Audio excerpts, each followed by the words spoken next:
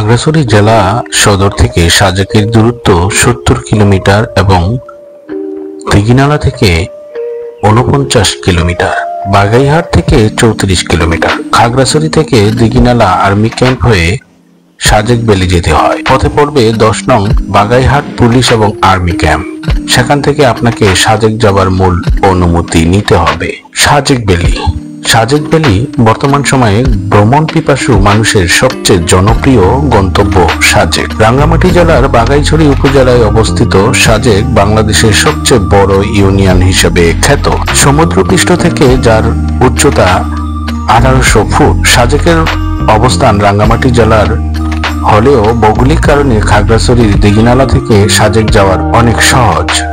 আপনি যদি সাজেক ভ্রমণ করেন তাহলে কেন ভ্রমণ করবেন এবং কি দেখতে পাবেন?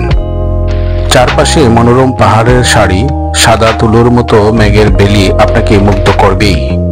সাজেক এমনই আশ্চর্যজনক জায়গা যেখানে একই দিনে প্রকৃতির 3 রকম রূপের সান্নিধ্যে আপনি হতে পারেন চমৎকৃত।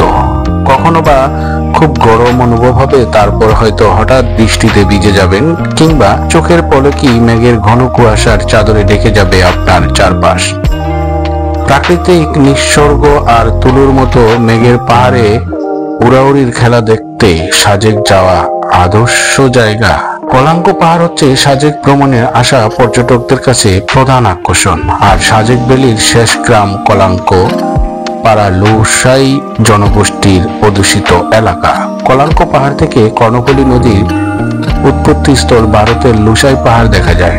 চাইলেই রুইলুই পাড়া থেকে 2 ঘন্টা ট্রেকিং করে কলঙ্ক ঝর্ণা দেখে আসতে পারেন। সুন্দর এই ঝর্ণাটি অনেকের কাছেই পিধাম তৈরি ঝর্ণা বা সিকাম তৈশা ঝর্ণা নামেও পরিচিত।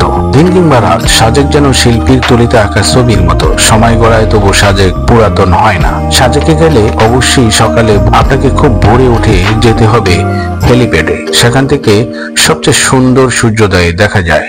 বিকেলের কোনো উঁচু জায়গা থেকে সূর্যাস্তের রঙিন রূপ আপনাকে বিমোহিত করবেই। আর সন্ধ্যার পর আকাশের কোটি কোটি তারার মেলা আপনার প্রাণ জুড়িয়ে দিবে নিমেষেই।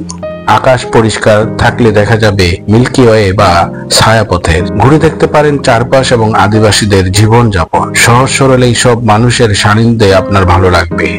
আর হাতে সময় থাকলে সাজেক ভ্যালি থেকে ফেরার পথে ডু মেরে আসতে পারেন হাজাছড়া ঝর্ণা, দীঘিনালা ঝুলন্ত ব্রিজ ও দীঘিনালা বনবিহার থেকে। আপনি সাজেক যাবেন, কিন্তু কখন যাবেন?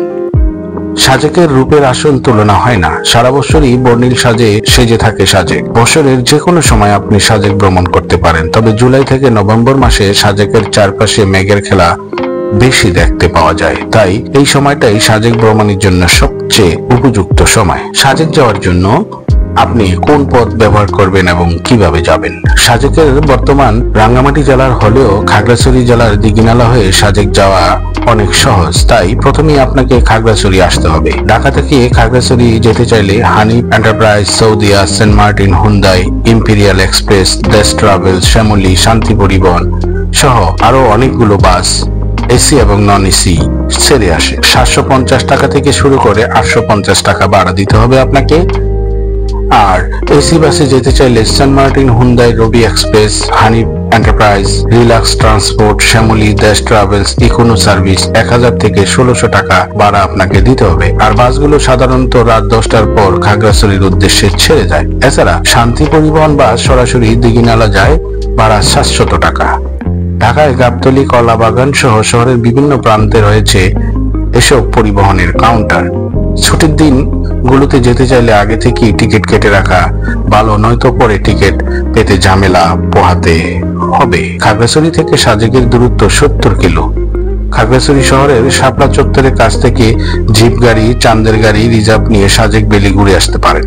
যাওয়া আসা সহ 2 দিনের জন্য ভাড়া নেয় 10,500 থেকে 12,000 টাকা। এক গাড়িতে করে 12 থেকে 15 জন যেতে পারেন। তবে লোক কম থাকলে অন্য কোনো ছোট গ্রুপের সাথে আপনি শেয়ারিং করতে পারেন। যদি তা সম্ভব না হয় তাহলে সিএনজি দিয়ে সাজেক যেতে পারেন। রিজার্ভ ভাড়া লাগবে 4,000 থেকে 5,000 টাকা। তবে পাহাড়ি উঁচু নিচু রাস্তা বলে সিএনজি নিয়ে ভ্রমণ করা খুবই দুঃসাহসী বিষয়।